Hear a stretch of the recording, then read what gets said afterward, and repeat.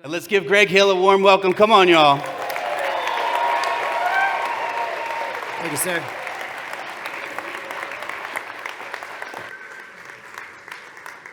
I am literally like, breathe and believe. And this is something I'm going to get on tonight, and I'll hopefully teach you a few of my tricks.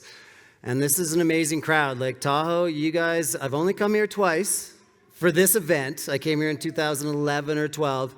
And it's amazing to see the community. There's so many hardcores here. There's so many people that are way more athletic than I am. There's a myth that I've done all these things, and I have, but I don't feel athletic. I just feel like I do them for passion. But it's kind of intimidating talking to this crowd. Like these two over here. Yeah, exactly.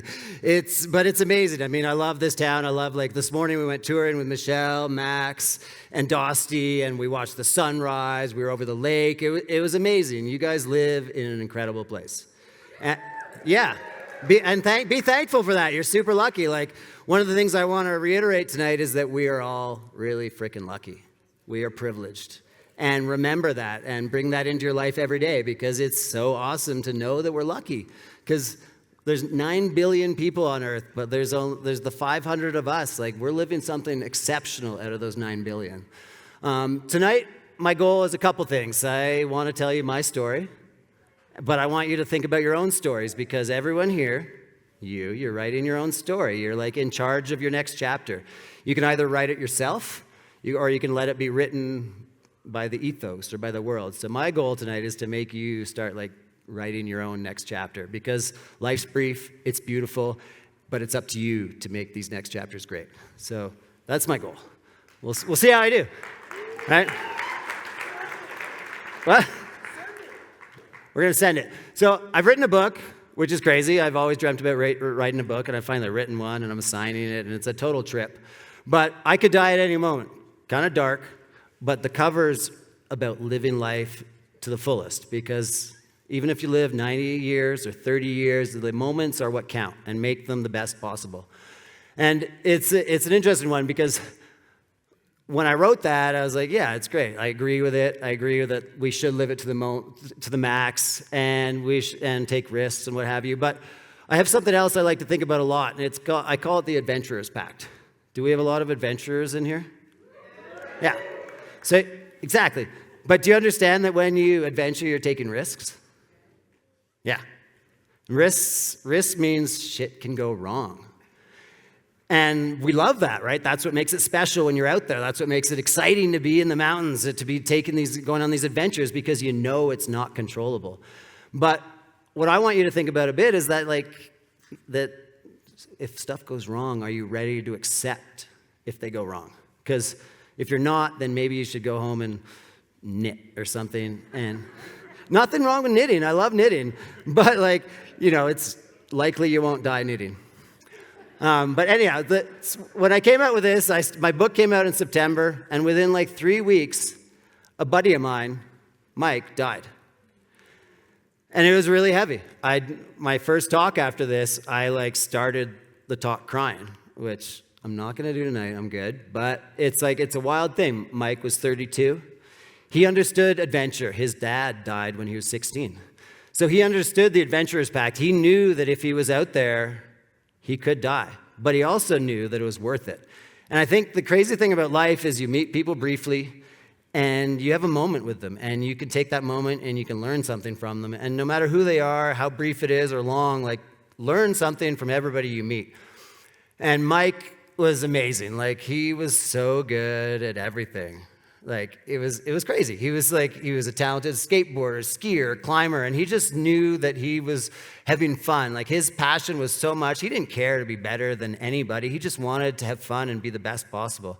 But when they did the second ascent to some crazy-ass line on Denali, I don't know it. I'm not a mountaineer. But he got up there, and they got to the second ascent. It was rad. They got to the top, and this first ascensionist had taken off all their stuff and left their garbage and walked off heroically. And Mike was like, that is bullshit. I don't care what you've just done. You should be proud, and you should take your stuff, and you should be responsible for everything you do. And when Mike and I were talking about that, he's like, how you do one thing is how you do everything. And so it's like those guys, they did an amazing first ascent, but they didn't really do it in a good style because they proved that they don't really care about a lot of other things. So Mike, I take moments with him, and I learned a ton from Mike. It was amazing. I learned to savor life. I learned to just live life with a smile. But I also learned is how you do one thing is how you do everything. And for me, in the pursuit of who I am and to become the best me possible, this is something I'm going to take home. And that's so important. I'm so thankful that I met him. It's so sad that he died. He died at 32. But lots of, you always read the articles. They say, oh, well, he died doing what he loved. What do you guys think of that statement? It's it's not great. What I love to think about is he lived doing what he loved.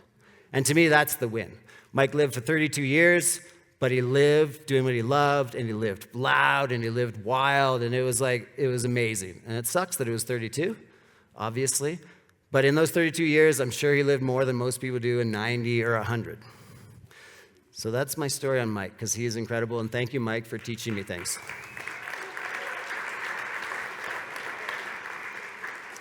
Oh, I got to pause that for a second. So tonight, sometimes you get ahead of yourself. Tonight, my goal is to take some of the lessons I've learned through my life, through my challenges, and help you guys apply them to your own life. But it's a funny thing. It's what do you learn in the mountains? What does somebody learn doing this? This is in Revelstoke, just off the resort, and it's an incredible north-facing couloir. And to me, what I love about this is this is what I love doing. I love living life to the max. I love living it fast. And it's a hell of a fun time. And that's how I want to live life. And I've learned lots of things from the mountains, but I've learned the one thing is that life is worth living fast and furious. And it's incredible. And it is incredible. This shot I put up because Michelle and I were talking about this last night. It's life is freaking amazing, right? It's weird. You don't know. It's tough to understand. But if you remember that life is incredible, it's a win. If you wake up every day and you go, oh, what am I going to do today? Oh, life's incredible. Life's magical. Let's do this. It's a win. And I think for me, that's one of my goals every day is to wake up and be life's awesome. It's magical. Let's see what we do with it. Do you guys remember what you thought about when you were, let's say, 5 years old? Do you remember those dreams and who you wanted to become? It's one of the things I want you to think about tonight, because who you are now is kind of that same person. You've grown, you've changed, lots of things have happened, but you're kind of still that same little person wondering about what they're going to do in life. What I like about this photo is I have an older brother. He's 5 years older. I have twin sisters. I have stepbrothers. And I was kind of an insecure little boy. And here's my little plug for the Courage Project. I've learned so much from the mountains that have helped me create myself and be confident in myself through challenging and through the mountains. But I go back to when I was a little kid, I was kind of insecure. I was I know I want to live life. I know I want to do something, but I'm kind of scared. I don't know what. I've got a black eye because I'd just done something stupid. For sure. I think it was swinging on a little rope that broke and I smashed my head. But I wanted to be acknowledged from my brothers and sisters, and I wanted to just live life, but I didn't know what, because I'm 5 years old. But it's an interesting thing to remember what you wondered about at that age. There's a few kids in here that are wondering about, their whole future and all their dreams. Luckily, I had parents that took me skiing. I kind of still ski like that. Yeah. Cody's yeah, you do. But I put that thing up because for me, skiing is this incredible thing. We had a 20-centimeter rule. I'm Canadian. We had a 7-inch rule. And if it snowed 7 inches, we would skip school and go skiing. And yeah, any parents in here, do that. Do that. Yeah, you might have a son that quits university and goes on and just becomes a ski bum, but do that, please. But it really is, for me, skiing has become this incredible time of skipping school, because I remember at grade 5, going up the lift with my mom and having these snacks and then skiing powder, and all my life, it's whenever I'm skiing, I'm skipping school. We'll get to my university career, and you can imagine how it went.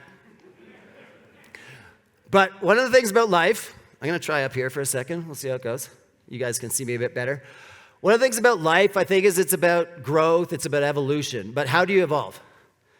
You evolve by challenging yourself. And I think one of the things with life these days, I don't have my phone on me, but if you've got your phone, at times you don't evolve because you're just stuck in this phone.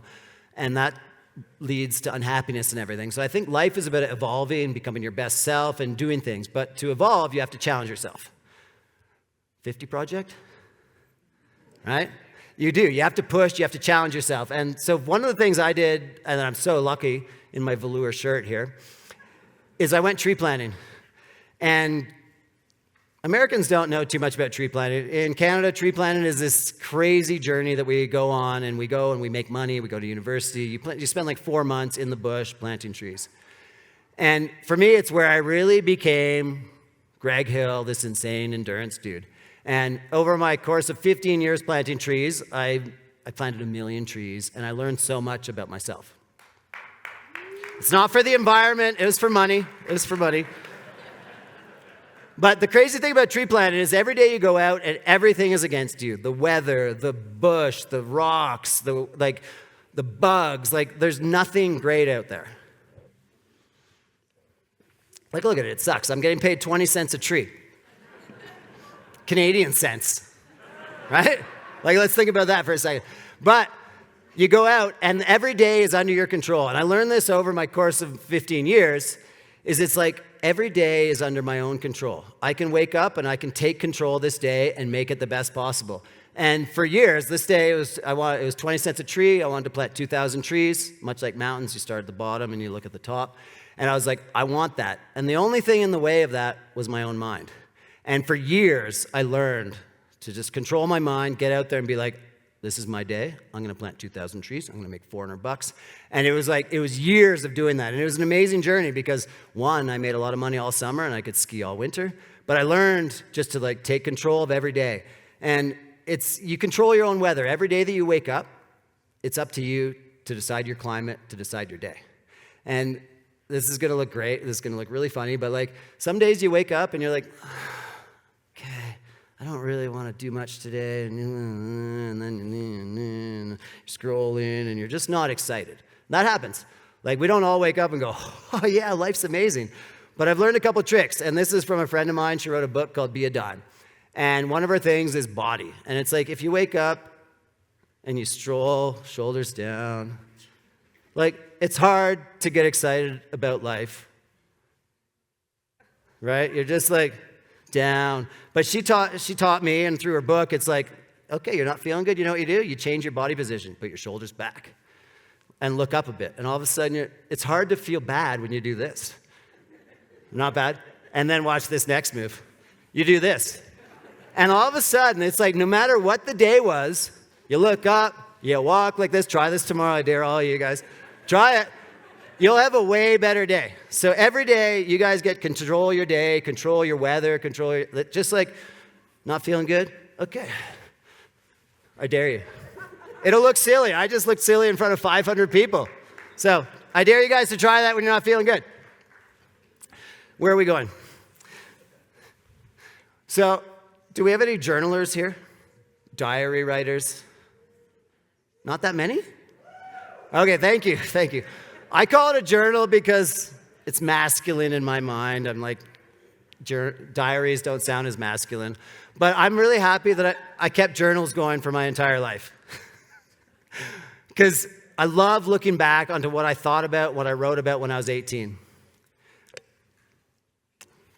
So I know this is hard to read. Don't worry, I'm going to give you the easy read in a second. But the real desire is to live. And in the moments before I die, there's going to be only one question on my mind. Did I live a full life, and did I live a happy life? This is what I was when I was 18. This is what I was thinking about. And this is what probably you guys were thinking about. What is life about? And for me, this is my goal. I didn't care about making money. I didn't care about any of that. I cared about, did I live a full life, and did I live a happy life? And in the moments before I die, I'm going to die at some point, I'd love to just lie there and be like, did I live a full life? Sure. Did I live a happy life? Yeah. And then, okay, I'll take a deep breath and I'll just pass away. And that is my goal. And it's a good goal, right? I love to think about money. We'll get into money in a second. But to me, these are the questions that when I'm dying, if I can say yes, I'll be like, fuck yeah, I lived life, sorry. F yeah. So I'm really lucky as early on in my life, I got into climbing. Obviously, there's some good climbers here, right? Lots of climbers. Yeah, climbing is amazing. What's so cool about climbing is like you can grow, you can learn about your skills, and all of a sudden you get better, and then you're like, oh, I can do that. And it's like it's the personal evolution in your mind, but in your body, and you learn so much about yourself. And I'm so lucky that I got into climbing because it is like what made me learn so much about myself, gave me confidence about myself, and what allows me to like be confident now standing up here is like probably the journey through climbing. This is a rad photo because I had abs then, so like that's pretty much why I use this photo. Like I had abs, but it's amazing. Like to me, climbing is all about trusting yourself. It's all about just believing in yourself, and it's incredible what you can do. Does anybody here know what this climb is? Thank you. Pigeon Spire. Super casual, 5'4". It's not extreme, but it's like this really iconic thing in Canada, in the Bugaboos. But trust yourself. Learn about yourself. Life is about gaining confidence in yourself and what you can do. And to me, climbing took me to all these amazing places, and I'm so thankful for it. I'm not so thankful as that I dislocated my shoulder, and all of a sudden, climbing wasn't part of my life for like 20 years. But it got me into ski touring, so it works out. But like to me, climbing is an incredible journey, and I think all of us should learn so much about ourselves. The funny thing about life is we probably look for acceptance. We probably look like for people to like look up to us and maybe just like connect with people. And this is me. I think I still look like that. This is my older brother, Graham. And Graham is like that older brother that did everything right. Does anybody hear of the older sibling that did everything right? Yeah, we get them. Or maybe you're the older sibling that did everything right, right? Which I tip my hat to you. Well done. But for me, Graham was 5 years older than me, and he did everything right. Crushed school, girlfriends, everything. At 26, he was a millionaire. Like, he just did everything right, which meant my dad compared me to him. Yeah. Parenting 101. Don't compare your son to your other son. But it was wild for me, and I also compared myself to him because he's my genetic brother. He's 5 years older. I'm the same as him, really. So I love it because Graham set the tone. He set the tone with working hard, searching for excellence and all that. And I'm so thankful, like, he did it. He's, like, reached the bar high. He's, like, dated actresses like Angelina Jolie. He hasn't dated her, but he's been out to dinner with Angelina. He does everything right. Anyhow, for my whole life, I've always wanted to live up to Graham. He's awesome. I love him, but he's like set the tone. And I think to me, like, I want to live up to my dad's expectations, to my own, but I also want to live up to what Graham set, his tone. So I went to university, 2 years. And then, like I mentioned at the start, I like took a year off, and I kept skipping school from then on. But in that year off, I was like, Dad, I want the mountains. I want the climbing to teach me about who I am and all that. So does anybody, actually, you guys are all Americans. This is somewhere in America. Does anybody know where? Utah? Staircase? I have no idea. I really don't. But what I do know is this was an incredible trip for me because I learned so much about myself. I got better at climbing. I learned about what I could do in the world. And I also wore some really sick tights. But the biggest thing I learned on this trip, I climbed 512s, on-sighted. I learned so much. I was like, yeah, I'm crushing it. But there was this one moment that I learned a ton. You can see me with my long hair. We smoked a bunch of weed, obviously. And in my Volkswagen van, we drove into this campground in Arizona. As we drove in, I looked over at this guy, and this like weathered old man with long hair and red eyes looked at me, and I was like, we just locked eyes. I was like, okay, that's weird. We went, we set up, we made our pasta, we had an incredible meal, we set up the fire, and all of a sudden, the old man comes over. And we've got people here that drank those Carlo Rossi bottles of red wine. Right? They're like a gallon of red wine. And you'd put it in your arm, and you'd tilt it up, and like, because it was so heavy, it was amazing. And you just like, it would just send you to the moon. If 2 of you drank that, or 3 of you, it was like, anyhow, we're midway through drinking that, and this guy comes over, and he's like, can I join you guys? I'm like, obviously you can join us. Like, I love learning from anybody, where life is about connecting, and I'm like, sit on down. Gus sits down, we keep drinking that wine, passing it around, and like, all of a sudden he's getting into these crazy Vietnam stories. Like, I don't remember, but you don't even want to know. Like, they were just these crazy stories, and Gus like goes on, and he had friends dying, he had to kill all these people. It was just like, it was gnarly. But it was incredible, because at the end of the night, maybe for theatrical reasons, I'm not sure, but at the end of the night, Gus is like, gets up, and he starts walking away from our fire, and I'm watching him, and I'm like, Gus, before you leave, like, what do you think you did that made you survive while all your friends died around you? And Gus looked back at me with those red eyes, stumbling away, and he's like, Greg, I never gave up. Never gave up. And then he went off into the dark like this. And it was amazing, because I learned so much on this climbing trip, but I learned so much from Gus, like, never give up. And that's something that all about our dreams, all about our futures, is don't give up. And I've used that ever since. It's like, never give up. So wherever Gus is now, thank you. Thank you. And then, back up here, next chapter of my life, I told you about climbing. All of a sudden, I went on this trip. My stepdad, turned 50, wanted to go heli skiing. We're not rich. So we didn't go heli skiing. But we went ski touring at this lodge, and this is the first time I ever put on skins.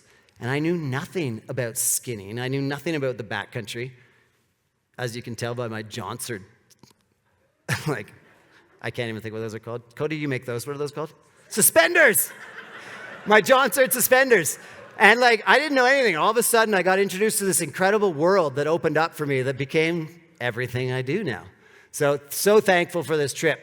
But what's so cool about the backcountry is obviously we got lots of backcountry skiers here, right? Snowboarders. Yeah. It's amazing.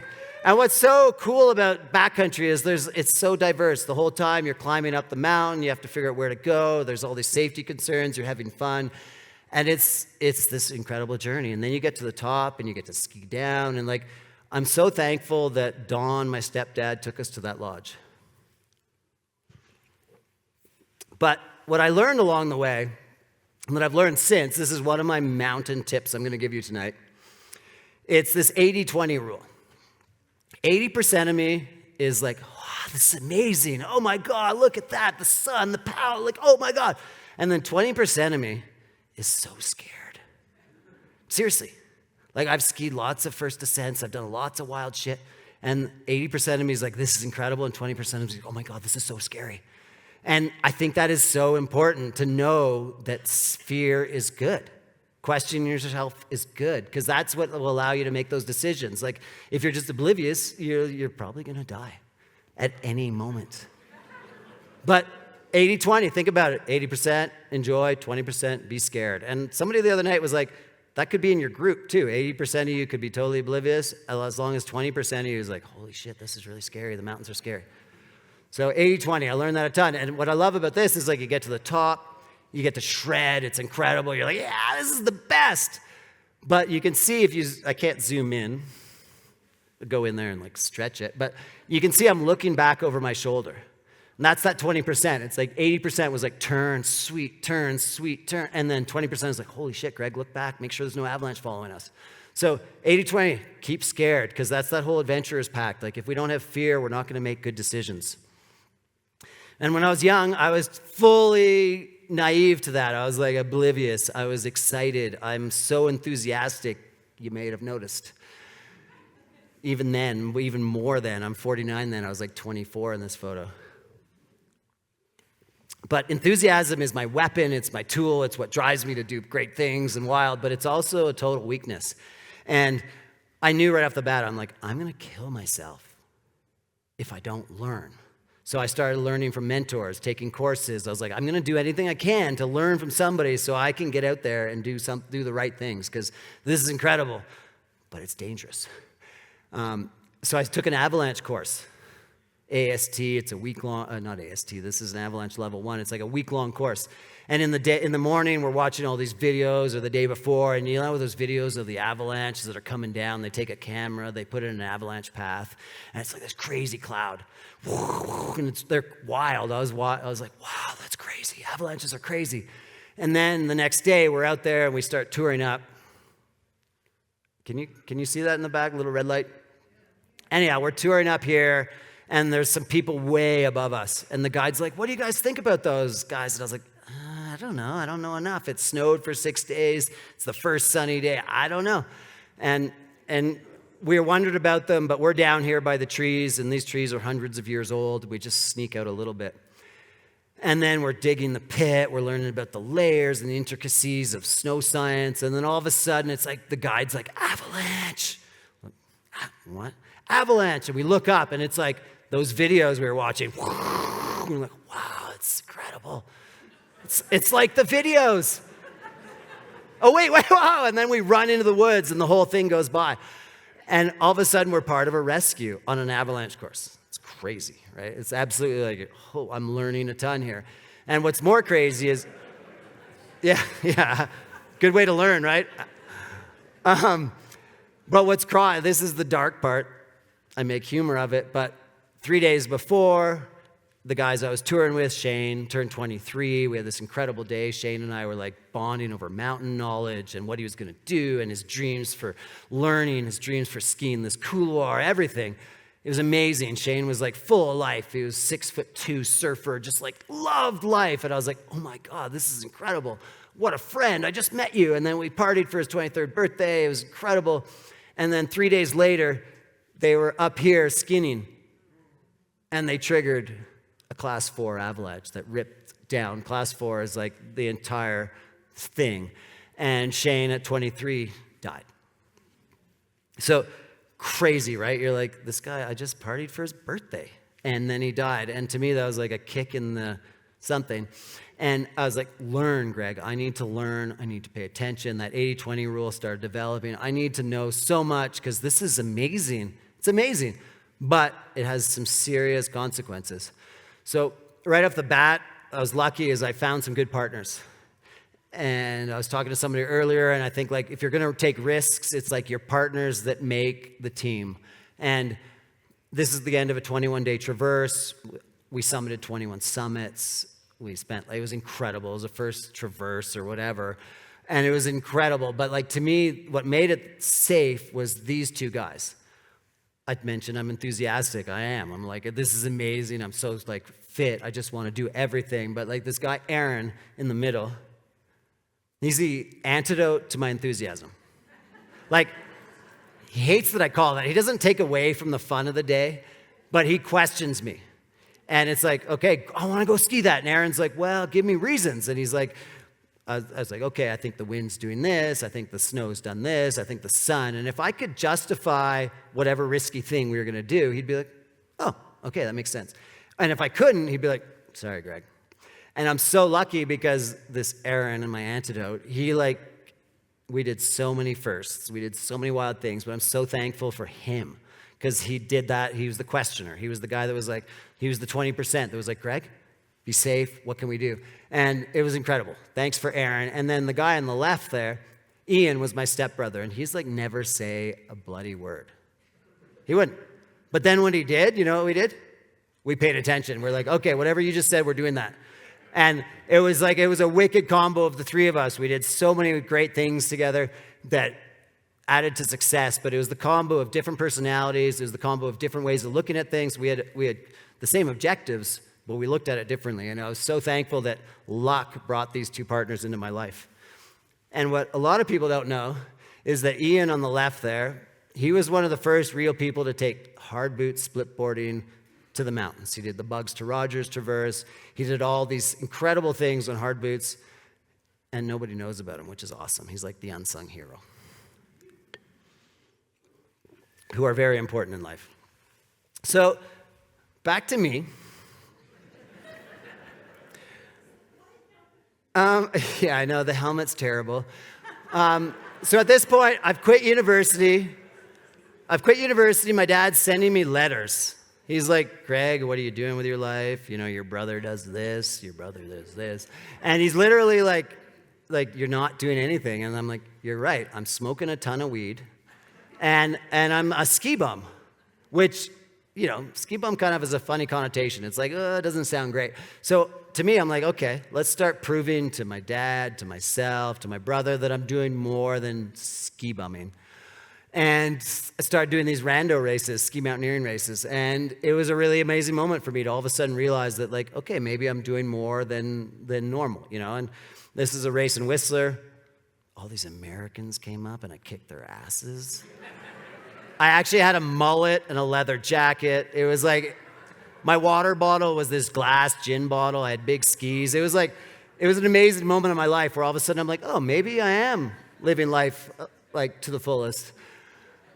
But yeah, to me, I was like, I don't want to be a ski bum. I want to make sure I'm living life. I want to have a full life. So let's make sure I'm maximizing the moments that we have here. They're brief. So what can I do? And I started focusing on vertical because how could I prove to somebody I was doing a lot? Silly numbers on our watches, right? How much did we do today? 5,000 feet? I was exhausted. But back then, I wasn't. So back then, I started like, okay, I did 10,000 feet in a day. And I was like, yes. And then I'd go plant, and all summer I'd plant and I'd dream up. I'd be like, okay, what can I do next year? And then I'd be like, oh, 20,000. I can do 20,000. So I'd start building this well of desire. The next year I'd go out and I'd do 20,000 feet in a day, all these laps and this incredible journey. And I'd be like, oh yeah, I can do 20,000. And then the next summer I'd go back, I'd be planting trees, making money, and I'd be like, I did 20, can I do more? I can do 30. And then I'd dream up what I could do, and I'd build up this well of desire to do 30. And then I'd do 30,000 feet in a day. Sick. It was like big skis, 195 centimeters, pillows. It was this wicked day. And then the next summer I was planting trees. I was like, okay, I want to see if I can do 40,000 feet in a day. And I was like, how could I do 40,000 feet? I'm like, well, I got to go skinny skis. Okay. But I found a bowl that had 2,000-foot slope all around, and I was like, I can keep it exciting. I can like set up 3 skin tracks, and it'd just be incredible.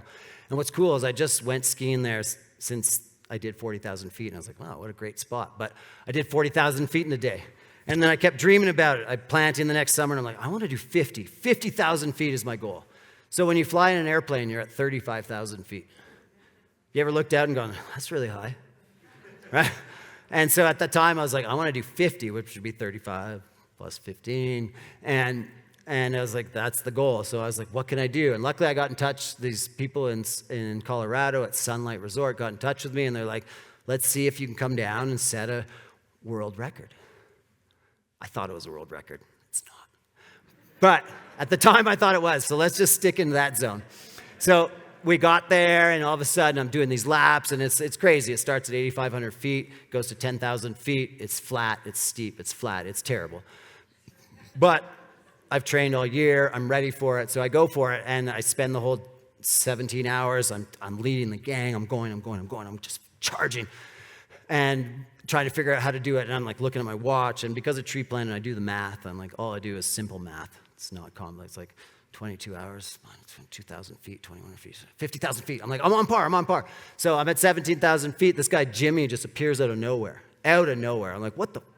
And I'm like, have you lapped me? And he's like, no, I want to join you. And all of a sudden, Jimmy and I, we just join up at 17 hours. And I'm like, Jimmy, we got this. We can do 50,000 feet. We're touring. We're doing these 45-minute laps. And Jimmy and I all of a sudden become these great friends. We'd hang out together. And Jimmy and I bond about his daughter and about his life. He's never done more than 20,000 feet.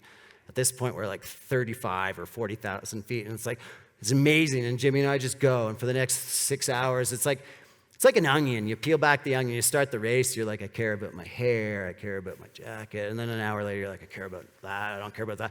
17 hours, you're like, I don't care about anything. You're drooling down your cheeks. And like, you just like peel back these layers to who you are. And Jimmy and I are just like together for these last hours. And we're like, Jimmy, we're hugging. We're like, we're doing this. And then we cross the finish line together, and we set this, what we thought was a world record of 50,000 feet. And it was this amazing moment. And I keep saying this, but I don't actually know if Jimmy exists. I don't. I keep saying I'm going to go find him on Facebook, but we had this incredible journey, and I've never seen him since. Jimmy? I don't know. And I keep saying it. I'm going to do it one of these days to see if Jimmy actually existed. But anyhow, did this 50,000 foot day, averaged 42 feet in a minute all day. And it was like, it was wicked.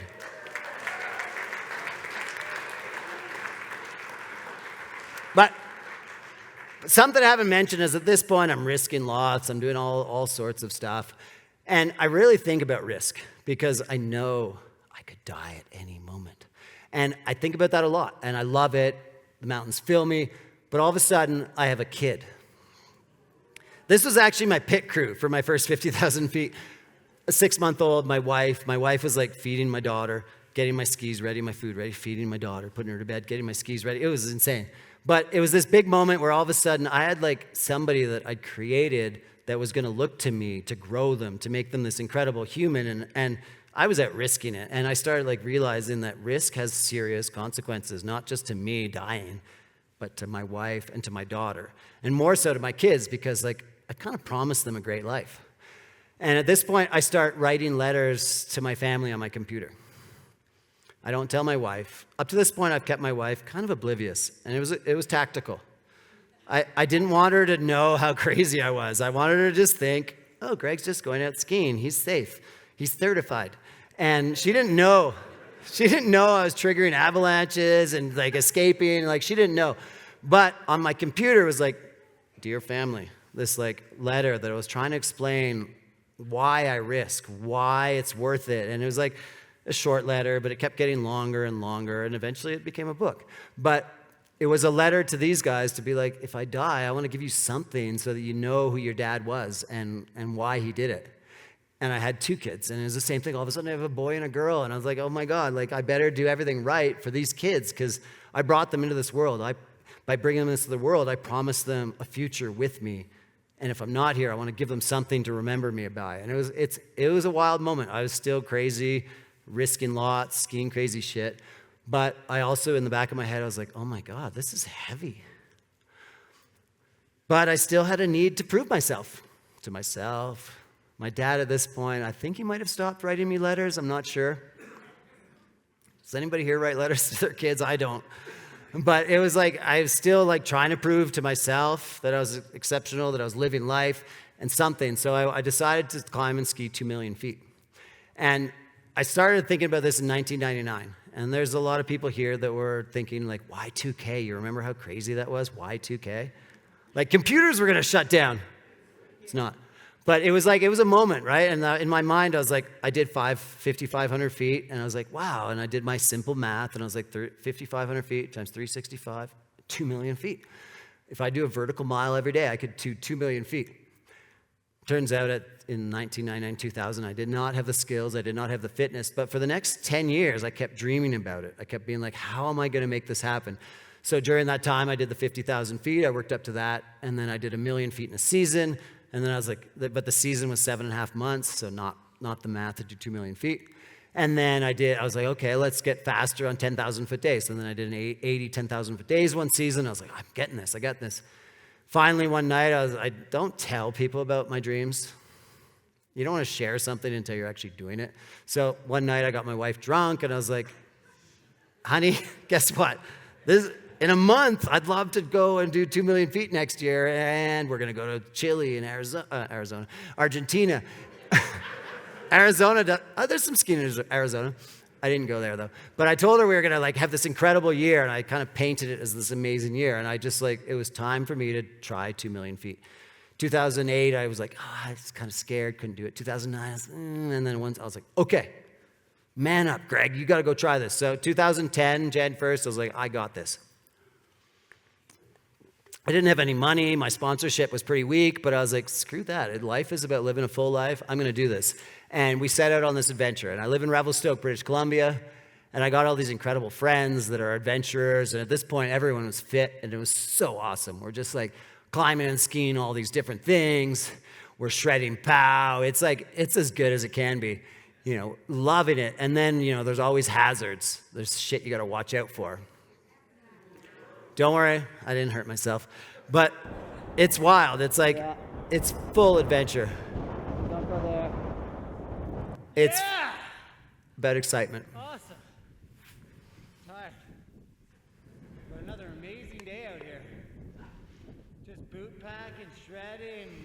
vomiting. God. Yeah. It was the best year. I'm shredding with all my friends, all these snowboarders, and I'm just like, it's sharing these incredible moments. And it's so much about your buddies and community and just like skiing things you've never skied, this avalanche couloir, and just, this is where I started wanting to become a snowboarder with this turn right here where you're like, oh, yeah. Something about McGilvery. Just ticked over 500,000. March 24th. So I'm about a week ahead. What's the first thing I think? I think, awesome! Time to focus on $1 million.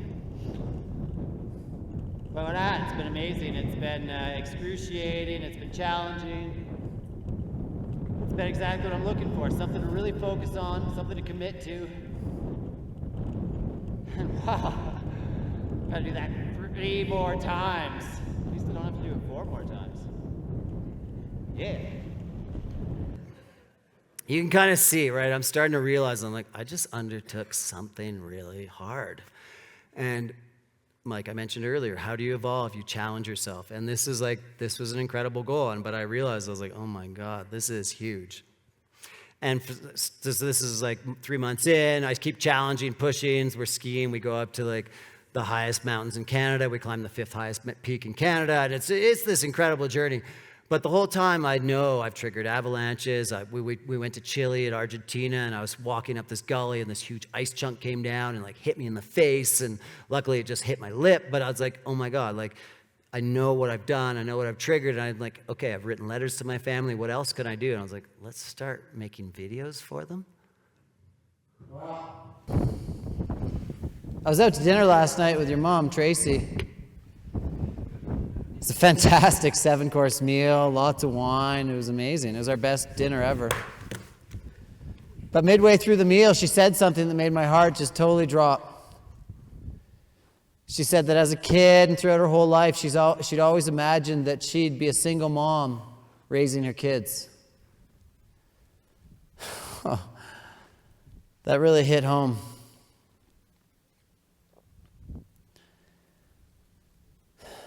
The biggest issue is I can't stop being who I am. And being out here is who I am. And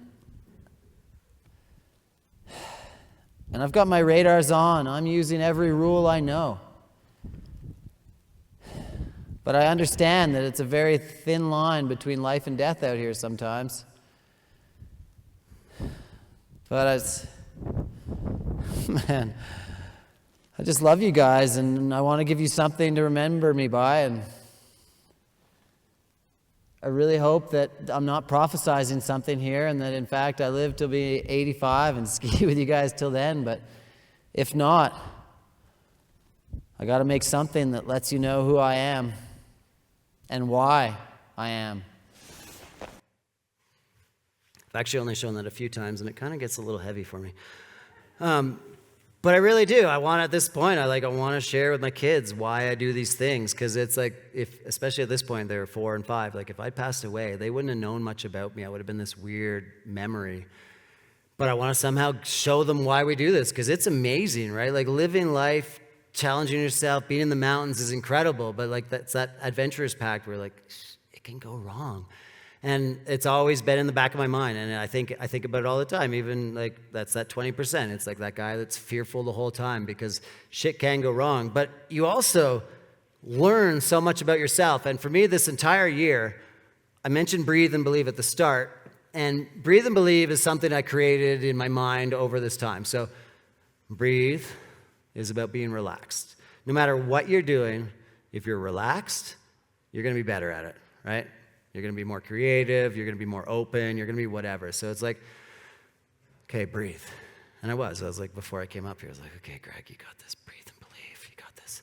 And then the believe part, belief doesn't come. It's not fake. You can't just fake belief in yourself. So to me, belief, like up to this point, like to do 2 million feet, I spent years training, taking courses, learning from mentors, to believe in myself and my mountain knowledge. And then I did all those big days to create this foundation of belief. So when doubts are hitting you, you're like stable. And they can hit you, and you're like, I got this. I've trained. I've done this. I've done 80, 10,000-foot days in a year. I've done 1,000,000 feet. Like, the doubts can hit you, but you can believe past them because you've created that foundation of belief. So to me, it's like, breathe and believe. And much like speaking now, it's like, I'm calm and I believe myself because I've done this a few times. And I believe that I can entertain and laugh and make people enjoy the night. But it's like, breathe and believe. And what's so awesome about all these challenges is like pushing yourself, evolving. You learn so much about yourself. And that's where I've grown in the mountains. That year I'm glad he told me the numbers because I kind of start changing them a bit. But I did 71 different mountains. I did 77 days over 10,000 feet. I'm quoting Brendan right now. And it was this incredible year. It was like so many firsts and first descents here and just incredible journeys. And then at the end, it's like, what makes things worthwhile? If at the end somebody had been like, here's a bunch of money, it would have been like, cool. But in the end, what really resonated and what really has lasted is the emotional reward from challenging myself, from doing something I doubted about the whole time. Yeah, there she is.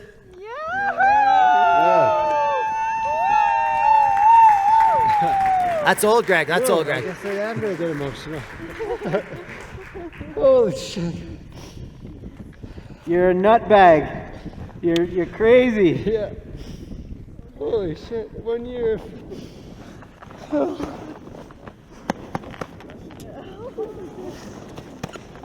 Yeah, John got me started back there. We were talking about it. Wow. Well, what better place to finish it off than Rogers Pass? With friends and family, for sure. And frozen tears. It's amazing. I mean, that is the emotional reward. That is what makes life exciting and enjoyable, is emotional rewards. And I didn't realize at the time, I'd been watching that watch every night. I've been stressing about it the whole time. I didn't realize that I would actually cry. And it was so cool to be like, oh my God, I don't have to worry about this stupid number anymore. What's so cool is that watch was so important, and now it's in a drawer. Batteries are dead. It doesn't matter. But it really taught me a lot. And what I love about this is that was my evolution. A few years later, Aaron Rice did 2.5 million, a little less adventure, a little more vertical. And then this year, this guy Noah Dines has just done 3.5 million feet. That's a lot. That's a lot. He averaged 9,800 feet a day all year. Yeah. It's amazing. He came to my talk, and I wish he was here because we could clap for him. But like, it was incredible. Like, obviously less adventure, skinny skis, but he showed what people can do. He showed what he can do. And I love evolution. It's like, it's all about, I took it to this point, somebody took it to that point. And it's so exciting to see. And like the whole time I was always cheering him on, online, on my phone, just like, go Noah. And like, to me, it's insane because he didn't have a lot of adventure. He just had like a lot of skinny skis and a lot of vertical, but like, it's so cool to see somebody push his limits and see what they can achieve. Now I'm dropping into some more risky shit. 8,000 meter peaks, we all know they're the big things. They're the highest mountains in the world. I'd never done one, and I got invited by the Dean of Fit CEO. He said, come film us. I'm going to set this record. And this was a crazy thing because this was my first real, like, obvious view that risk is real, that people can die doing these things. And it was crazy. We got up. It's like we were supposed to go to Tahoe, which is the 6th highest peak and very easy, which was sweet. I was like, sweet, it's easy. You look at it. And then all of a sudden we went to Manaslu, which is like, I'm spitting here. The Manaslu is like one of the more dangerous 8,000 meter peaks. It's an entire avalanche slope. It's so scary. But we went there, and I was like, I'm going to use my mountain sense. We're going to figure this out. I also wanted to go there because I wanted to go across ladders, across crevasses, and do all these crazy things because this is an 8,000 meter peak. It's like they're myth. They're incredible. But I kind of had this feeling like something could go wrong. And you can see the lineup of people here. And I was like, there's seracs. I'm like, stuff's going to go wrong there. It's so scary. And then you look here and you're like, wow, this is a serious mountain. And look, it's an avalanche slope. Do we have any avalanche technicians in here? Can somebody tell me what all this stuff is on the ground? The thing is an avalanche slope. The entire thing is an avalanche slope. And it might be hard with my little laser here, but like the whole thing's an avalanche slope. Yeah. And like there's a camp over here that you just can't see, and then up here is another camp. It's crazy. It's like, in my mind, I'm like, this is a crazy thing. Like, how do I stay safe? Hoji and I were talking about it, and I didn't really know. But I knew I had some mountain skills, and I could do my best. We went up to 21,000 feet. We skied incredible powder. It was like really cool. But the whole time, I'm like, shit, something's crazy here. But I found a camp spot for us. And it's a cool camp spot because all this steep stuff over on the left, that's not going anywhere. You can see a tiny avalanche here. And there's a massive moat. We're like on a castle. Like nothing can get to us. And I'm happy with this. I'm like, this is good. We can do this.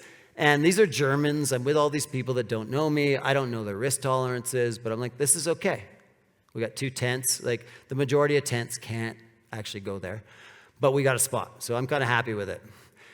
It snows 6 feet. We go back to base camp. It storms and storms and storms. And the crazy thing about all these big mountains is you have like one window of opportunity. You're there. You've spent whatever it is, $20,000, and you're like, I want to climb this big peak. And you're kind of forced into the conditions that come. So anyhow, it snowed all those feet. We hiked back up to this camp spot, and my camp spot's buried. You can't even see these yellow tents. They're all buried. And we start digging them out, or I start digging them out. I got my shovel. I'm digging. I'm looking at my partners. I'm like, why are they not digging? Digging. They're still not digging. And then eventually they're like, hey, Greg, can we borrow your shovel?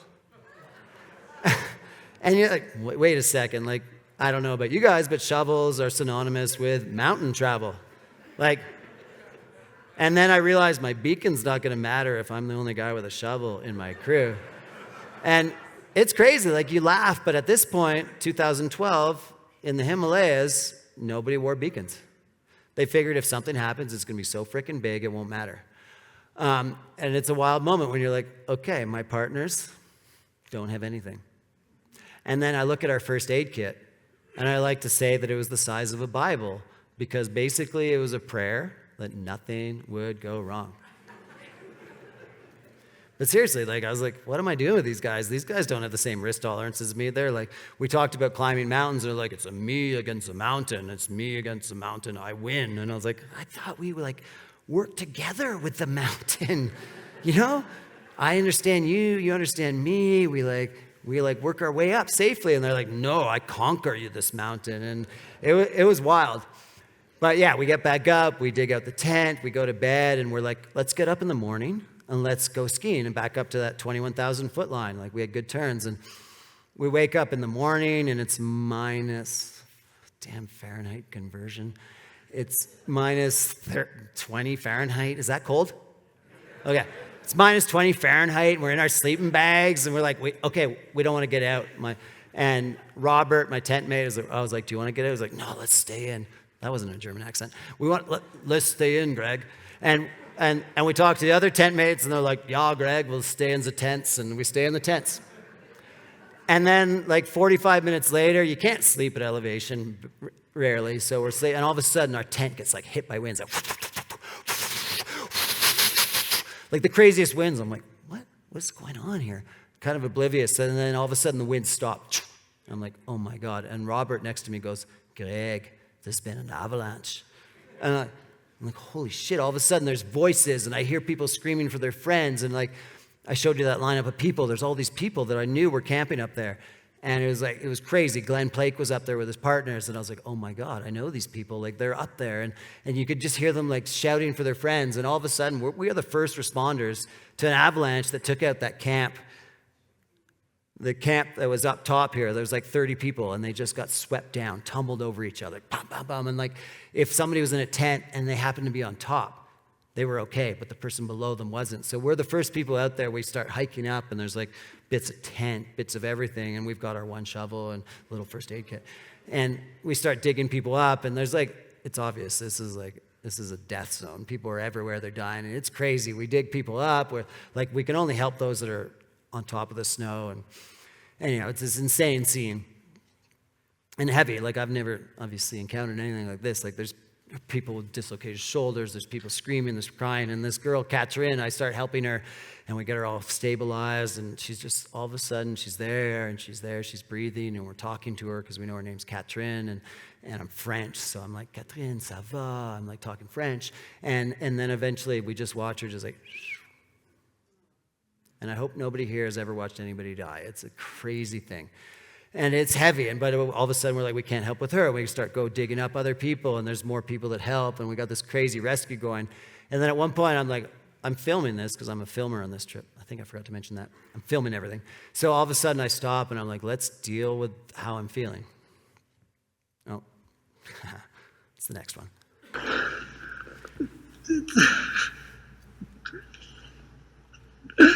Oh man. I didn't know anything, but it's so fucking sad. They all come out here trusting their Sherpas and everything, and they camp in this huge avalanche path, and how many died today? I don't know, 10.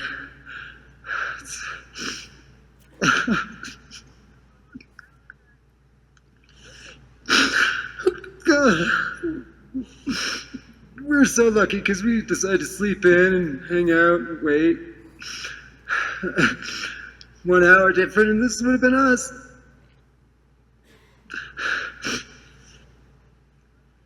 Man.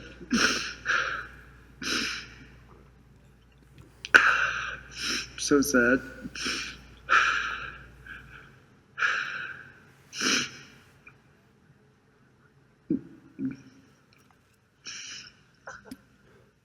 Oh, man. Yeah, nothing deep to say now. It's just...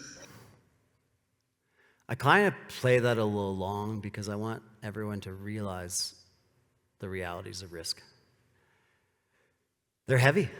They're heavy. And that's why it's like, find your partners, do all the great things, and make sure your team is strong and questions each other. And it's like, in this situation, so much crazy shit happened, and it was so heavy for me. And one of the wild things about this is I talked to Glenn Plake afterwards. There's a huge whole story to this, but I talked to Glenn Plake afterwards as he walked down the slope. And Glenn was like beside his partner in a tent, like touching. You guys have slept in tents, you're touching. And they were that close, and Greg was awake, and he was reading his Bible because he's religious, and he was just like awake at 4 a.m. And then when the avalanche hit, boom, boom, boom, boom, boom, crazy, crazy, whatever, boom, it all stops, and Glenn's like, whoa, and he fights his way out of his tent, sips his way out, gets out of his tent.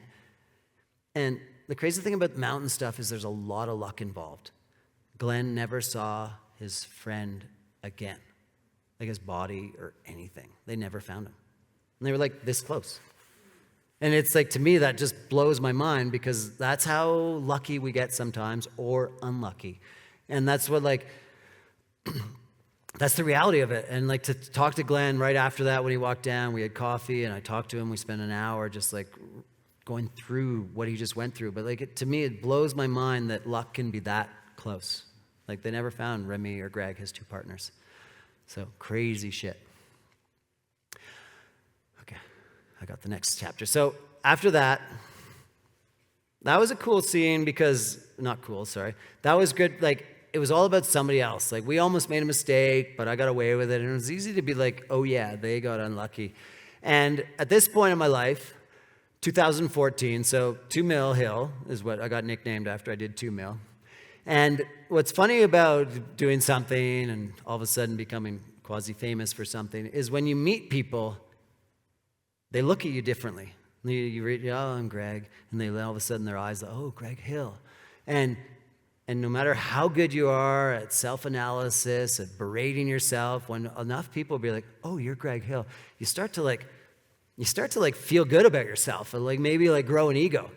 And then you're like, yeah, 4 years of meeting people and being like, oh, you're Greg Hill. And you're like, oh, yeah, I am. Even though you're insecure about stuff, you're like, yeah, fuck yeah, I'm Greg Hill. And you start thinking about it. And then, like, no matter what you do, it grows. So at this point, I was like, yeah, I'm Greg Hill.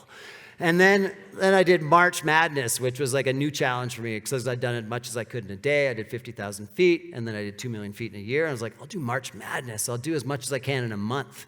and I'll make it different runs, and it'll be this crazy adventure. And so I did 330,000 feet in a month. I averaged 11,000 feet of backcountry adventure. And I was like, fuck yeah, I'm Greg Hill. I'm super fit. And like really started thinking like, oh yeah, my head's like way bigger than this hat. And then I took the full ski guide exam, ACMG, Association of Canadian Mountain Guides. And I got certified as a ski guide. So not only was I super fit and Greg Hill, I knew my shit. So like, I must have had like some serious arrogance in my step, you know, just like, yeah, I'm Greg. And these guys, I'd never done a single adventure with them, and we're going to Pakistan. I'm Greg Hill. But Greg Hill still has some doubts, still has some fears. And before this trip, I had a serious like stomach issue. And it's not like a gluten issue. It was like I thought something was going to go wrong. And a year before this adventure, there were these people going to climb Nanga Parbat, another big mountain in the Himalayas. And they were in there, and this expedition was in there, and they're all doing their thing. And the Taliban came over, took them all out of their tents, and killed them all. You guys probably know the story. It was crazy.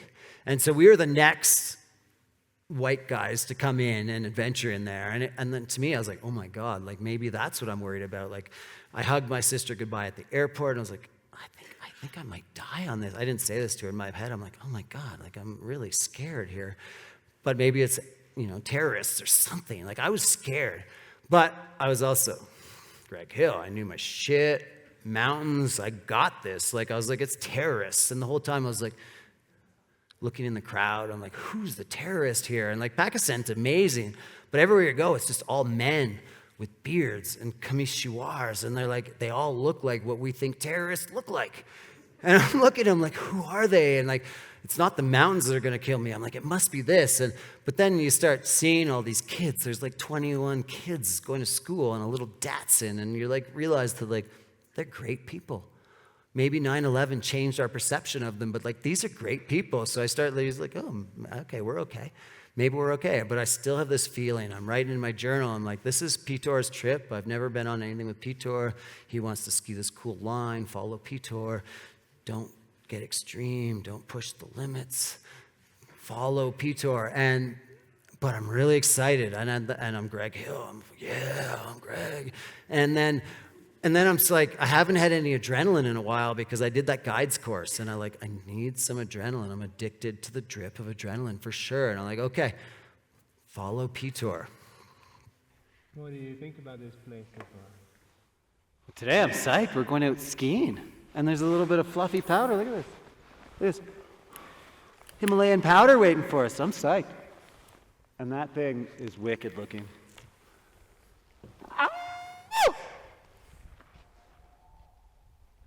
We're going to ski that big line right above us right now. It's up to 6,500 meters, 20,000 feet. It looks amazing. 23,000 feet. It looks incredible. I'm so excited. Like we ski off this new summit nobody's ever been up. We get some powder turns. I'm like, this is incredible. Like who skis off a 21,000 foot peak in powder conditions? We look around. There hasn't been any avalanches. And like up to this point, I made a lot of movies, but it's mostly been about adventure, not about me. And I kind of want to look cool for once. I want to be the guy that's shredding. And so I'm thinking, I see this camera angle, Greg Hill, I'm a mountain guy. They never question me. My whole group never questions me. I'm like, I'd like to go ski that. They're like, sweet, you're Greg Hill. You know your shit. I'm like, oh yeah, I do. And then, does anybody here have Kodak courage? Yeah, there's only one hand, but I know a lot of other hands out there. And like, you kind of want to look cool for the camera. And I'm Greg Hill, and I want to be cool for the camera. And so I'm like, I'm going to go send it over on this line. It's going to look super cool. It's a super cool angle. And I'm like, yeah, I'm not going to ski cut and stop. Who does that? Yeah, breathe and believe, be calm, be calm, be calm, be calm. I got this. And then I got smashed. And like a doll in the dryer, over and over, it's crazy. Like, I don't know It's tough to explain, but all of a sudden I get hit, and it's like over and over. And it's like the whitewash in the ocean. You're like, oh my God, which way's up? And there's a big flash of light. I'm like, something happened. Over and over and over. Like, swimming. I got this. Craziness. And I'm like on top, and all of a sudden I'm on top. I'm like, oh my God, I'm on top. I got this. I'm like treading snow. And it's like liquid. It's liquid. I'm like, I got this. And all of a sudden it's like, oh my God. It turns into like liquid concrete. And then I'm like, I'm about to get buried. And then I kind of get stopped, just like with my head out of the snow. And it's intense. I'm like, oh my God, I think I survived that. And I can't breathe. Finally it melts, and I cough out this chunk of snow, and I start breathing. I'm like, oh my God, I made it. And here I am on the side. And where you saw me get caught by the avalanche was like way up top, if you could see my little red light up there. And it's like 1,500 feet of crazy tumbling. And like, I get really freaking lucky, for sure. I'm on the side. If I was down on the bottom here, it's like 30 feet of snow. Like, I got so freaking lucky. They ski down to me. I'm like, I'm okay. I think. And then, like, shoulder feels a little hurt, but I'm out. Like, my hands are out, and they come, and they start digging me out. I'm like, I'm okay. And then I'm like, it's weird. Like, I feel okay, but I can see, I should have taken that shoe off, but I can see the sole of my shoe. But I'm okay. My shoulder's sore. I think I'm okay. And they start digging out that leg, and all of a sudden it just like flops. Yeah, and like totally shattered left tibia, like the whole thing's wrecked. But I'm in the middle of Pakistan. I'm like, okay, it's 1:30, I'll be okay. Takes like an hour and a half to get rescued here. I'll be fine, right? That's what it takes to get rescued here. Like, really, like today I saw the jets going over. They just come down and pick you up. Like, you'd get picked up in seconds. Middle of Pakistan, not so much. Especially because at this point I didn't have any insurance. But we'll get to that in a second. But I stop. I think I'm going to get rescued. And what do? The mountains, the places I've been, the things I've seen, it's all so worth it. And for sure there has to be some risk. And fuck, yeah, here are the consequences. A really sore shoulder and a broken leg and, almost death, really. But to live a life, like, life is so fleeting. It could come and go and nothing can happen in your entire life, or you can live one to the limit and have shit like this happen. But this, compared to all the great things that have happened, is minuscule, so minuscule. It's been so many, many moments. And that is really what I kind of believe. I was still oblivious that I was going to get rescued quickly, but I really do believe that if you're living life, that these moments are worth it. I got lucky, there's no doubt. But it was also 1:30 in the afternoon. I was like, I'm going to get rescued really quickly. I'll get home. It'll be 6 weeks. I'll be back at it. Like, it seemed simple in my naive mind.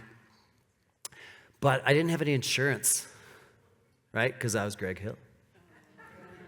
And they didn't want to come rescue me because I didn't have any insurance. And they didn't want to send in a helicopter and spend $20,000 on some guy that didn't have insurance. So they didn't send in the helicopters that day. Meanwhile, we stayed there and we made bets on when they were going to come. And then all of a sudden, nothing was happening. They dug a snow cave for us. We sent some people down. There's this whole crazy thing. If you're interested, it's in my book. But Bjarne dug me a snow cave. We broke back cuddling. It was amazing. It was like hours of holding a man that I was allowed to. Actually, no, I lie. He held me because I was the injured guy. But it was crazy, right? We dug the snow cave. We're at 20,000 feet, and we just sat there. And eventually, the team came up and brought us some sleeping bags, and it was the craziest night. Michelle and I were talking about it last night, and it was like I had to take that breathe and believe and really apply it. I was like, this is insane. I gotta survive. I gotta relax. And I didn't take the boot out. There was no external bleeding, which is really fortunate. The whole thing was shattered, but I was really lucky I didn't go into shock. But spent the whole night like the longest night you can imagine. For me. Well, I lay broken on the side. Pretty much froze all night, but that's okay. We're alive, no frostbite. And what's crazy about this is I like to kind of talk about the calmness that mountain people have. We have this amazing ability to take emotion and just turn it off. Because when you're risking stuff, when you're on the edge of the cliff, when you're whatever you're doing, you like can't get emotion in there because you don't want to fall off. So like let's not fear anything, and you turn it off. And for this whole rescue, I had to not admit that I could die. I had to not admit that like I could die right now. And I was like the calmest guy you can imagine. They brought up this I can never remember what the hell this thing's. They made this toboggan for me. And you can kind of see I've got like this this isn't too bad look. And they spent 6 hours taking me down the mountain backwards because I couldn't go forwards because my leg would smash and there was no painkillers and it was totally painful. So I went down for 6 hours backwards down a mountain, trusting Bjarne and the team. And then eventually we got here where all of a sudden we had more people. But I was still super freaking calm because what else are you going to do? And I think that calmness is amazing, but I also think like for anybody here that's dating mountain people is like, we kind of aren't so emotional because we can't be. We'd like to be, but help us be more emotional. I'm working on this with my wife right now. But it's really like, at this point I was like, don't think about death. Don't think about the fact that anything could go wrong. Just be calm. And what's wild is like, I got down to like in the back of this picture down at the bottom there, and the helicopters came in and they picked me up. And the second they picked me up, I like started crying like crazy. It was like half an hour, just like, oh my God, I survived. I was all by myself. They took me to the hospital, but it was a crazy like, I can finally accept that I'm gonna survive. You've seen me cry twice tonight. I don't think a third time. I'd never filmed that, but it was this crazy, like, I'm so calm, I'm so calm, I'm so calm. Oh my God, I just survived. Like it was insane. But thankfully I survived. Because this is my bone. It's tough to see, but like just shattered. That's the ski boot. It was like 6 days to get back to Canada. It was like, anyhow, it was a total journey. Luckily, they gave me morphine eventually, and I dealt with it. But it was a wild time. And up to this point, I was identifying as Greg Hill, this adventurer, that guy I was talking about that can do these crazy things. And that's who I was in my mind, and it's who I was to my friends. And it was a wild time because my physio all of a sudden is like, Greg, you're probably never going to really be who you were. And that's a challenging thing, to not be who you want to be. And it was a very big moment in my life to like, who the hell is Greg Hill? So I got a perm. Anybody here get perms? Like, they're amazing. It was, I meant to say at the start, like, there's so many different hairdos in my show. It's pretty awesome. But I was at this crazy time where I was like, well, my physio's saying, who are you going to be in the future? And I was like, she's like, you're not going to be who you were. And I was like, but I need to be. That's who I define myself as, and it's who I am. And she's like, I wouldn't think you're going to be able to do stuff. And this shirt is great because my buddy, like, at some point I wasn't around for my kids as much as I'd like to be, and he was like always with them, and he didn't want people to think he was Greg Hill, so he made this shirt. Which is awesome. What's even more awesome is my son now wears this shirt. And he's like taller than me and bigger than me, and I love it. He's like, you're not. You're like a better version of me. But anyhow, at this point, it's like, who the hell am I? Who am I going to be in the future? And it gave me a moment to pause and think about my next chapter. Think about all the legacy I'd already written if I died then. And I think that's so important for all of us to think about what is the story people are going to tell about us when we pass away? And what do we want it to be? And you can see in this picture, it's like I'm thinking, like, what the hell? And at this point, like, who made that mistake in the mountains? I did. So how can I trust myself in the mountains if I know I'm this guy that keeps making mistakes? Not keeps, but made some major mistakes. So it was a crazy time in my life. I was like, who am I going to be in the future? What can I do now that's different? I've been given a moment where I'm still alive. And then what can I do in this next little chapter of my life? And it's like all of us. It's like, what can you do in your next chapter? Hopefully you guys don't have an avalanche that almost kills you, but you can like take this moment and be like, what can I do in this next chapter? And to me, I was like, what can I do? And I started realizing, I was like looking at the mountains, looking at the adventures I'd been on. And I was like, man, we're pretty bad towards the environment. Like, we're terrible. Like, here I am in the middle of the Selkirk Mountains, like Revelstoke, but times 2, in the middle of nowhere, and there's garbage everywhere. So I started thinking, like, maybe I can be a little bit better towards the environment. And I wish Jeremy was here tonight, because, like, Protect Our Winters at this point was really gaining traction. And there was no Protect Our Winters Canada. So I was like, oh, maybe I can start Protect Our Winters Canada. And you know when you do something that you're not good at? Like, it's good. I talk about pushing and challenging yourself, but I'm not good at paperwork. And so I started Protect Our Winters Canada. And I got some lawyers and did some things, and all of a sudden I'm like, oh my God, this is a total failure. I don't know what I'm doing. And this other guy, Dave Erb, took over, and he started Protect Our Winters Canada, which was amazing because I wanted all of a sudden to have a new legacy to help promote just being better. And it was so lucky because he knew what to do with a nonprofit. I didn't know what to do. I knew that I could speak on stage. I knew that I could share stories, but I didn't know anything about the paperwork. So rad that David took over and he created Protect Our Winters Canada to help Jeremy Jones's legacy and help make the world a better place. And I started growing my own food. I got this wicked greenhouse, and I've continued this on since then, though this is the best I've ever grown. This thing was insane. But anybody here have greenhouses? It's so freaking fun. But I started looking at my life and looking at what I was doing, and I was like, what can I change? And I've got a little soapbox. It's a bit bigger here, but what can I do standing here, and how can I impact people and make them change their lives to be a bit better? And I was like, oh, maybe I can change and prove that we can be different adventurers. And so at this point, I had an F-350. It's the one on the left. I had a big diesel truck. And if you like diesel, it's there's a smell to diesel. It's so good. Yeah, you know it. But I had a diesel. I had a snowmobile in the back. And this is kind of this is the way I'd go. I'd get in the morning, I'd get in my F-350 and light it up, boom, and it would spew black smoke all over the snow. And then I'd drive 40 minutes by myself, I'd park, and then I'd get in the back, I'd get on my snowmobile, boom, boom, boom, and it would spew black stuff all over the snow. And then I'd drive my snowmobile up into the mountains, spewing black stuff everywhere. And then I'd get off, I'd put my skins on, and I'd just be like, oh, I love nature. It fills me. It's just oh, I love it. I'd hug a tree. Keep touring. I'm like, this is nature's amazing, right? It's so beautiful. I love it. And then I'd ski down and be like, I'm so lucky. I love nature. I love powder. And then I'd get on my snowmobile.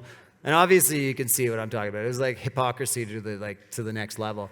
So I was like, maybe I can prove that we can be sustainable adventurers. Maybe we can do more as an adventurer and just prove that I don't need that F-350 to be the rad person in Revelstoke, that I could get this little electric car and do that. So all of a sudden I changed my way a little bit and started adventuring in that little car. And I was like, I can do 100 summits and, prove that I can climb 100 different mountains, climb, ski, whatever, electrically and not use fossil fuels. I've lost my controller. Does anybody know where it is? Oh, thank you. It's intense up here, I can tell you. It's breathe and believe, thank you. But it really is. And anyhow, so I was at this point, I was I can be perfect. I can adventure better, I can do it better, I can eat health, organic and vegetarian, I can be better. But I start, what I learned through this is you look at this photo and there's plastic everywhere, right? It's electric car, it's charged off water, it's great. The powder I ski on melts, charges a car, it's really cool. But there's still nothing great. And through this journey, I realized it was okay, environmentalism's cool, we can be better, we can't be perfect. But I wanted to be perfect, and then eventually I was okay, I climbed 100 summits, not perfectly. But I realized it's the main goal with environmentalism is we don't need one perfect person, not that I ever was, but we need many imperfect people. And if we all do little steps, we can make some change. And that was kind of my learning there. I did 100 summits. It was super cool. It was super fun. But it's let's just be a little bit better and be better. And what I think about what's cool about life is we can keep making that next chapter different. We can keep evolving.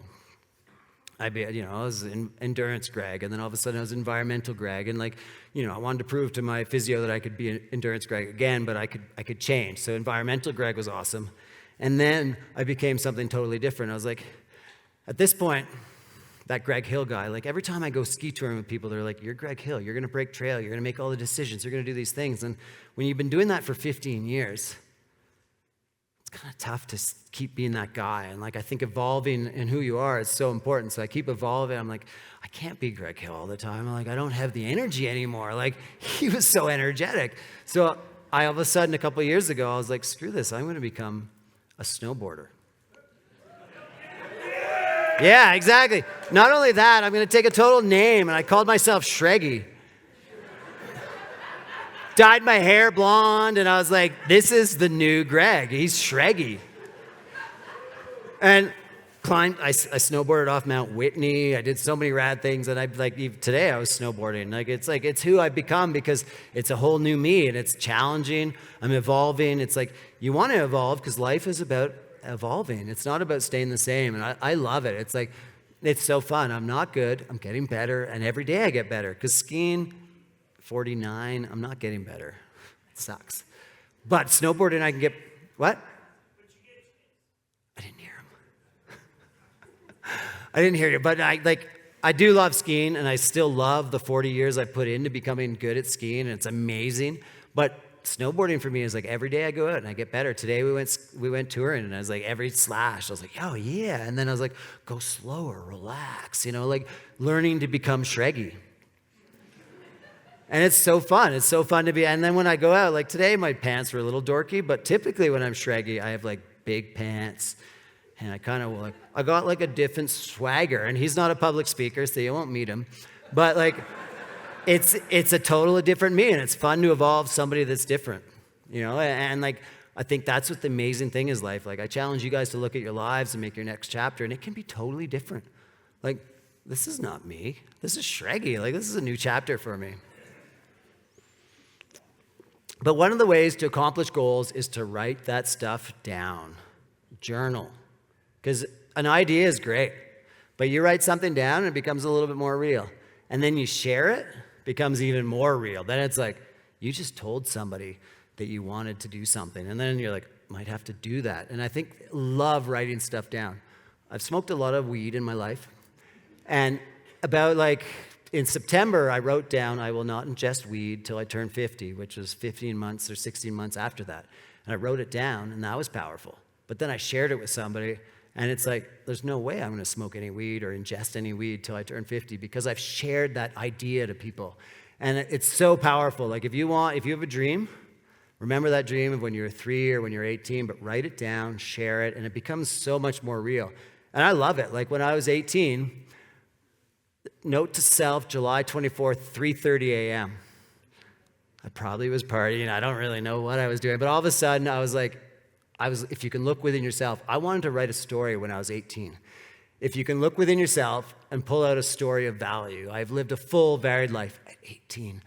Look back, embellish, season, elaborate, create a character who looks at the stars. I love looking at the stars. But what I love about this is, I wanted to write a book when I was 18. I finally got it out when I was 48. And what I love about this too is when I was 18, I don't have my book, but it's the first 20 pages. I've lived a full, varied life at 18. I didn't have much to write about then. But what I love about this is that I wrote that stuff down. And then even then, I knew that at some point I was going to write a book. And it's super fun to finally have written a book. It's been an endless dream of mine to be one day I got a book. And it's life is about that. It's dream about something, write about it, and make it a reality because that's so important.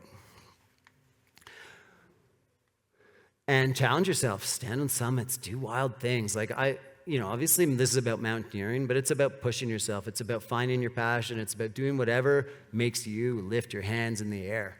And a lot of this is it sounds big. It's about the big dreams of life, but it's also about the small dreams. You know what makes life great?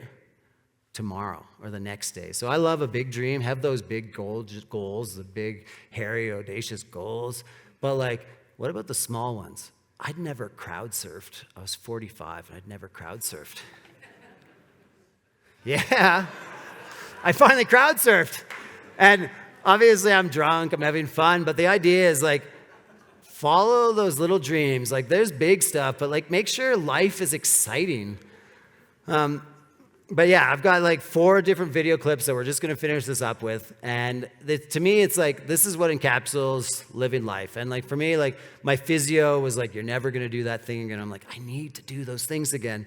And I had this dream of doing the spearhead traverse and trained and tried to that foundation of belief that I talked about was gone.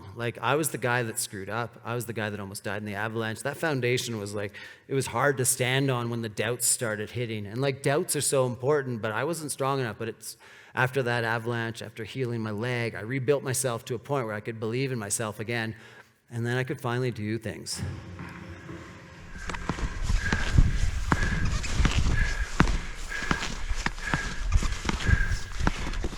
Just breathing and believing. So many doubts that come and like waves. You just have to say, no, I've got this. I'm gonna gently keep moving. As long as I don't take a lot of breaks, we're gonna get up here. And then once we're up there, let's see if we can make it up somewhere else. Woo!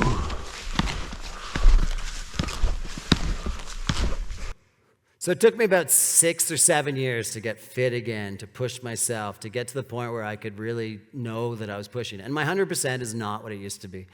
But pushing yourself is the goal. And this is the Spirit Traverse. I've wanted to do, there's 22 summits on it. I've always wanted to do it in one day. And I've never done it. But this day we went out, we did 16 summits in a day. It was a 19-hour day. It was amazing.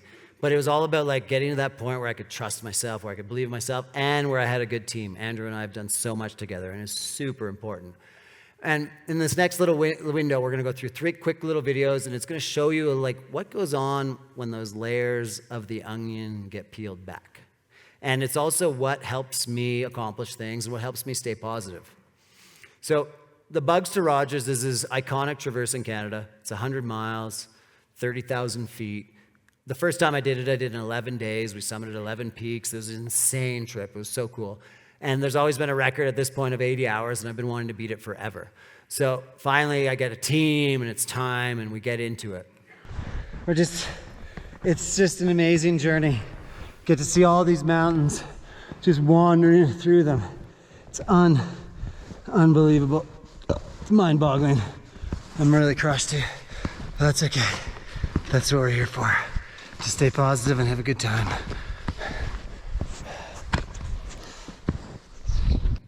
And to me, I was showing you that like positive thing, like you can be positive if you choose to be, because life is amazing and we have these opportunities and we're lucky people to do whatever we dream of. And like it's amazing. And I keep thinking like that is what drives me. It's the fact that like you peel back all those layers and I'm like, it's freaking amazing that I can do this. Yes, I want approval. Yes, I want acceptance. But really, life is amazing. And the doubts, I kind of like having these doubts and then overcoming them. Like I doubt a lot. I doubt that I'm gonna have it. Because it's been years since I've done anything this big. Well, actually, I've never done anything this big. So, it's enjoyable to have this unknown pressure. Like, can we actually make this happen? I don't know. I'm tired right now. We're a quarter of the way in. And if you're doing something that is pushing you, you're going to be doubting. That's awesome. It's awesome to doubt, but that means you're challenging. That means you're like pushing the limits. And it's so important. And it's the same thing with insecurity, with anything. It's like those doubts are fine. They're awesome. And what I love about that is like you can see that onions peeled back. I don't care that I've got a booger, that I've got orange on my face, and that I've got like who knows what's going on. And it's not tobacco in my little pouch there. This is my one pro tip for everyone here. So next time when you go home or tomorrow, buy a package of Shot Blocks or some sort of candy like that, energy candy. Tear it open and put it somewhere. And then forget about it for like 2 years. And then like be in the haste of trying to find food and grab it. And then grab those, because when you take those out, they're like hard and you put them in your cheek and they last for like 45 minutes of sustained energy. Like you're just like, oh no, it's really good. So that's my pro tip. Take that. Like if you take nothing from tonight, take that. But yeah, so this is a crazy journey. It's like 100 miles. It's 50 hours. At about 50 hours in, we've had some terrible sleeps. It didn't work out like I wanted. And 2 of us could have done it in like 40 hours. Our team it didn't work out. But we're still doing the most amazing journey I've ever done. We stayed high, we did all these crazy things, and then at the end, I was thinking about this, and a lot, obviously, because I just spent a lot of time moving. So here I am. It's like 50 hours in, 11,000 meters, 140 kilometers. And I've still got a smile. I can still be happy because, goddamn, it's amazing. And it really is. Like, life is freaking amazing. And the things you can do to push yourself, whatever it is amazing. We are so fortunate. And that is where my energy comes from. It's like, you peel back, and yes, I want to prove to everyone, to my dad, to my brother, to myself, to you guys that I can do things. But when you peel it all back, it's like, I'm happy to be doing this because it's freaking amazing. It's like 50 hours in, you're not thinking about like acceptance. You're like, oh my God, I'm doing this. And like that to me is like life. It's like life is so amazing. You can do whatever you want. And I think back to like little insecure Greg. He's like, I don't know what I want to do, but I want to do something great. And then like you get to a point where you like live this wild life, and you're like, yes, life is incredible. And like, that is my challenge to you. It's like, make this next chapter whatever you want. Make it the most fulfilling possible, because life is really brief. You could be walking across the street tomorrow. You could get cancer. Like, I don't want to get dark, but like life, it's brief. But like, you want to live to the point where you're like, yes. Yeah, I just think that you gotta hit life where every once in a while you're just like, you give it your all, and then you complete something, and yeah, it feels good. And that is my talk, because it feels good to be done. Thank you. Woo! Come on, y'all. Let's hear it for Greg Hill.